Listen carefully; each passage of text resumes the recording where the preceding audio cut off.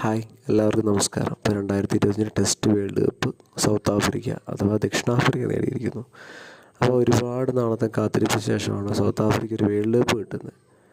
കാരണം ക്രിക്കറ്റിൻ്റെ ചരിത്രം അറിയാവുന്നവർക്കും ക്രിക്കറ്റ് പണ്ട് മുതലേ കാണുന്നവർക്കും എല്ലാവർക്കും അറിയാം സൗത്ത് ആഫ്രിക്ക എന്ന് പറഞ്ഞ ടീമിനെ പറ്റി പ്രത്യേകത. എപ്പോഴും ശക്തരായൊരു ടീം ഉണ്ടായിരിക്കും, ശക്തരായ പ്ലെയേഴ്സ് ഉണ്ടായിരിക്കും, പേരുകേട്ട പ്ലെയേഴ്സ് ഉണ്ടായിരിക്കും. എന്നാൽ പോലും അവസാന നിമിഷം ഫൈനലിലും സെമി ഫൈനലിലും വെച്ചൊരു തോറ്റുമടങ്ങുന്ന ടീമാണ് സൗത്ത് ആഫ്രിക്ക. അതുകൊണ്ട് തന്നെ പയ്യെ ഒരുപാട് പേർക്ക്, പ്രത്യേകിച്ച് ഇന്ത്യക്കാർക്ക് ഒരു ഇഷ്ടം തോന്നിയ ടീമാണ് സൗത്ത് ആഫ്രിക്ക.